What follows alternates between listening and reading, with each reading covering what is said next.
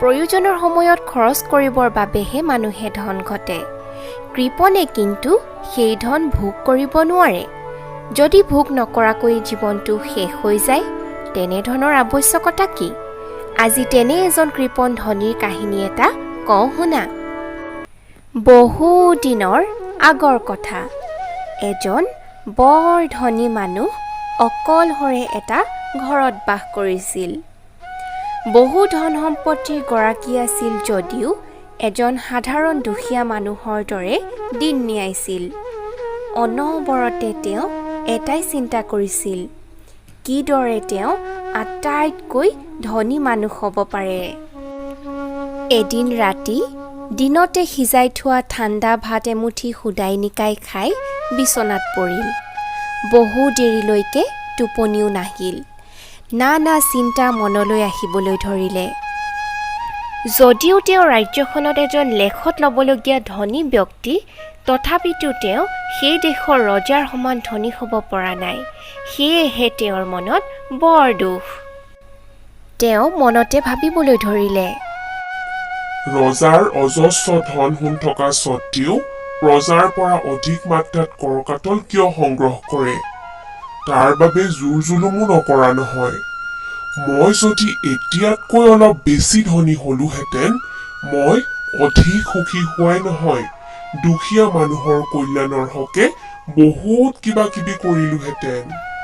এনেদৰে ভাবি চিন্তি থাকোঁতে কোনোবাই তেওঁৰ কাণৰ ওচৰত ফুচফুচাই কোৱা যেন শুনিলে, তোমাৰ নিচেই কাষতে এখন মোনা আছে আৰু তাত এটা ৰূপৰ মুদ্ৰা আছে।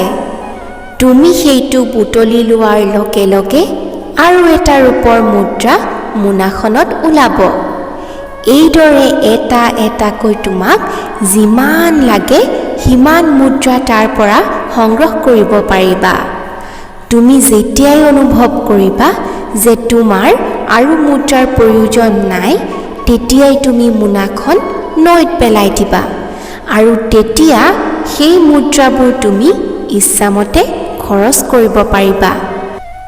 চাবা, তেতিয়াও যদি মোনাখন তোমাৰ হাতত ৰাখা, তোমাৰ মুদ্ৰাবোৰ শিলত পৰিণত হ'ব। মোনাখনৰ আশাত তেওঁ একেজাপে বিচনাৰ পৰা নামিল। ইফালে সিফালে চাওঁতে অলপ আঁতৰত মোনা এখন দেখি তেওঁ বুটলি ল'লে।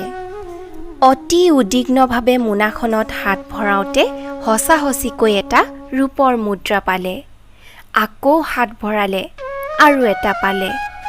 এনেদৰে কৰি থাকোঁতে তেওঁ বহুকেইটা ৰূপৰ মুদ্ৰা পালে। তেওঁ আনন্দতে চিঞৰি উঠিল, মই বৰ ভাগ্যৱান, বৰ ভাগ্যৱান। আৰু তাৰ পিছতে তেওঁ শোৱা বাদ দি গোটেই নিশা মোনাখনৰ পৰা মুদ্ৰা সংগ্ৰহ কৰিয়ে কটালে। চকুৰ টিপ এটা নমৰাকৈ ৰাতি পুৱাল। মুদ্ৰাও বৰ এদম হ'ল। বেলি উঠাৰ লগে লগে তেওঁ মোনাখন নৈত পেলাই দিয়াৰ সিদ্ধান্ত ল'লে আৰু মুদ্ৰাখিনিৰ কিছু অংশ নিজৰ খৰচৰ বাবে ৰাখি বাকীখিনি দুখীয়া লোকৰ মাজত ভগাই দিবলৈ ঠিক কৰিলে। বেলি ওলাল। হঠাতে তেওঁ নিজৰ সিদ্ধান্ত সলনি কৰিলে আৰু এদিনৰ বাবে মোনাখন নিজৰ লগত ৰাখিবলৈ মন কৰিলে। তেওঁ ভাবিলে, আজি এটা দিন মই নাখালেও হ'ব।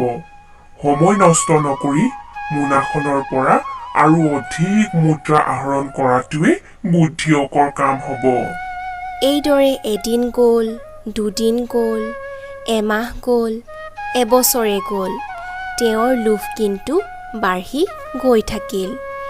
এটা এটাকৈ মুদ্ৰা গোটোৱা কম কষ্টসাধ্যৰ কাম নহয়। তাৰ খাৱন হোৱনো অনিয়মীয়া হ'ল।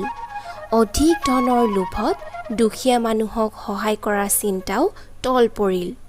মোনাখন নৈত উটুৱাই দিবলৈ তেওঁ কেইবাবাৰো নৈখনলৈ গৈছিল, কিন্তু অধিক ধনৰ লোভত মোনাখন উটুৱাই নিদি ঘূৰাই লৈ আনিছিল। এইদৰে বহু বছৰ গ'ল। মানুহজনৰ বয়সো বাঢ়িল, স্বাস্থ্যও পৰি আহিল, খোৱা বোৱাত ৰাপ নাইকিয়া হ'ল। সকলো সময়তে মোনাখনৰ পৰা ধন উলিওৱা কাম বন্ধ নহ'ল। ৰূপৰ মুদ্ৰাৰে ঘৰ ভৰি পৰিল, পাহাৰ সদৃশ হ'ল, কিন্তু মানুহজন ক্ৰমে অধিক দুৰ্বল হৈ পৰিল। আৰু এদিন দেখা গ'ল যে এই কৃপণ মানুহজন এখন হাতেৰে মোনাটো খামুচি ধৰি এদম মুদ্ৰাৰ কাষত চিৰকালৰ বাবে শুই পৰিল। দিন ৰাতি একাকাৰ কৰি আহৰণ কৰা ধন ভোগ কৰাৰ সুবিধা নোপোৱাকৈয়ে জীৱন নাটৰ সামৰণি মাৰিব লগা হ'ল। সেয়েহে কোৱা হয়, লোভেই পাপ, পাপেই মৃত্যু।